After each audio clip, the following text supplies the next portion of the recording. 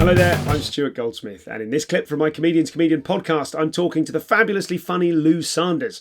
We'll be learning about how she met a shaman in LA, how she copes with the chaos in her life and how she brings that on stage to her very chaotic performances, and also how she uses meditation to cope with everything. Here's Lou Sanders. You're like all over the place. Yeah. You're a very all over the place person, yeah. I guess. But I'm not. And you're a very all over the place performer. Yeah. Like it's all assemblage and kind of collage and lots of different stuff happening at, props and loads of ideas. I don't mean all over the place in a negative way. I mean it's kind of all the words I can think of sound negative, but like scattershot or ramshackle or do you know what I mean? It's sort of like I'm really trying to. It's like an outpouring. Yeah, but I'm really trying to work on it. This year I've got my first time ever. I've got a theme for my show, and I'm working to a theme, and I've got structure. And I'm like, who is this? Who is this business lady? Like I feel like I'm becoming less chaotic. Okay. Out of need. Okay. Really. Okay. We'll get back to that in a second, but I just wanted to pursue this idea, which is that I suppose whenever I've met you socially, you have been very it's tended to be at gigs and one particularly memorable party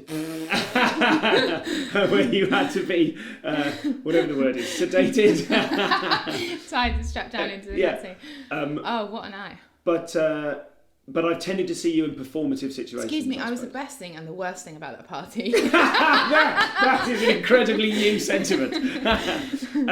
So I suppose just my first kind of observation is I had always seen you in the kind of all over the place way that I see you on stage. I'd seen you that way socially as well. Yeah. And it's really interesting because just you saying that about letting go of the jealousy and those sort of feelings, I was like, I've got a side, baby. She's got a side. I've got a side, baby.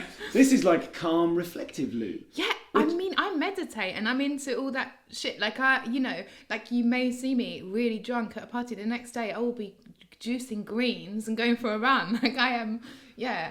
Are you? Do you meditate? Tell me about meditation. Oh man, it's the key to. I think it's the key to everything. What I've always. The thing is, I get really passionate about one thing, and then I'm like, how do people manage if they haven't got this one thing? But actually, everyone's got their own things, right? So yeah, but I'm really into all that. It's embarrassing to talk about because, but I am into. Why is it embarrassing to talk about? It's just because it's. Well, okay, so in LA, I'm so into it that in LA I paid $350 to go and see a shaman called Sarah Eaglewoman. And she was not very good. Okay. She was like rubbish. And then at the end I was like, this is a lot of money for nothing. I said that to her, but I said it to her assistant.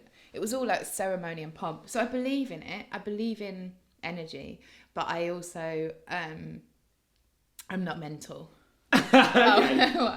Well, I mean. Okay.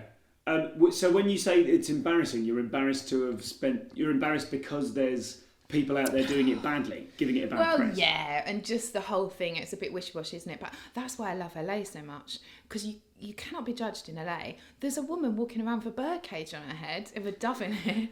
Well, actually, I didn't agree with that, because the poor dove. But, and then there was a man dressed as like a 8-foot tree.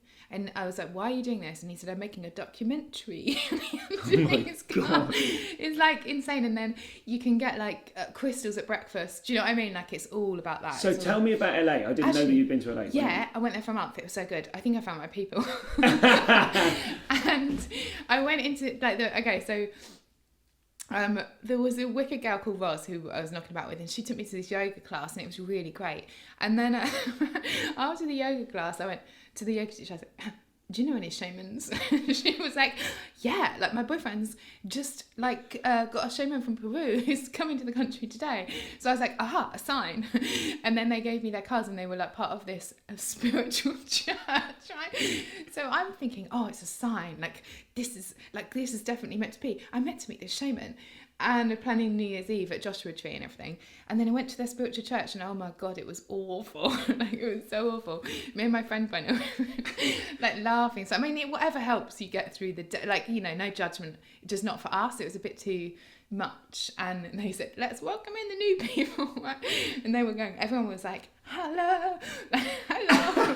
You can't see because I was putting my hands out. And they were like, like that, and the song went on for about half an hour. To welcome you in. Yeah, and anyway, we had to leave. But and I didn't see the shaman again. But what I mean is you can place too much emphasis on that kind of thing of like, it's a sign, and at the end of the day, you've got to trust yourself and like sort of be in a living world kind of thing. And so you just, when you were talking to this yoga teacher going, do you know a shaman? The way you've just related that story now is like that you were kind of being bubbly, wide-eyed, sort of, this is ridiculous. Were you being quite serious then when you were talking to her? I was being absolutely serious, yeah. And I got a shaman, so it wasn't that kind of crazy, I guess. But then, you know, was it my shaman? And have you been, when you say you meditate, well, I have never meditated, I don't know much about it. Is that something like a commitment you make every day to spend time reflecting on stuff?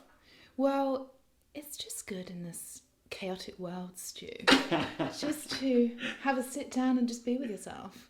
No, all across different civilizations, they've always put a lot of emphasis on being alone, when whatever that is, so that you can, you know, like if you have a holiday, you percolate things more and you get a bit of distance from whatever's going on. So you come back and you break up with your boyfriend or whatever it is, because you're like, oh. And then I think it's the same, like if you can find that space every day, then it does make life easier, because you get a bit of separation and distance between things, so you can, because we have got all the answers, that is true, but no one trusts themselves, and we always want to put it in the hands of doctors or, you know, someone else or an agent, or do you know what I mean? Like, so then if you meditate, I don't do it every day religiously, but I do try, and I do feel better when I do it. I did TM, but that, I don't think that's like one for me, but that's transcendental meditation. Yeah, okay. But it's good in the way that it's bloody expensive. So because you spent a lot of money on it, the first like 6 months you're like, well, I would do it 2 times 20 minutes a day. Yeah. Because I've spent loads of money on it, and it gets you into the habit. So. And what do you like? Have you been doing it for as long as you've been a comic? When did you start doing it? No, like 2 years ago or something. And what are the differences that you... I mean, look at me.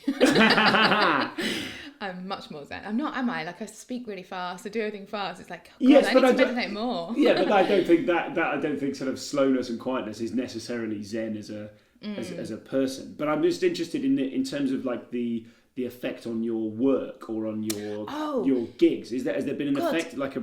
Yeah, like, well, okay, so...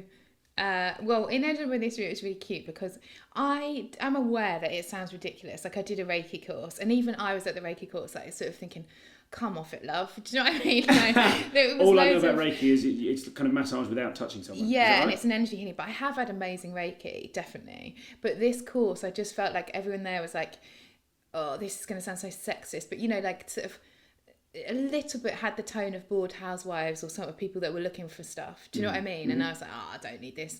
And then I was looking around judging them, which is awful. Like, you know, you shouldn't be there to judge. And it was, but I was aware I was doing it, and I was like, oh God, like, they're just lovely people. What's your problem? It's me with a problem.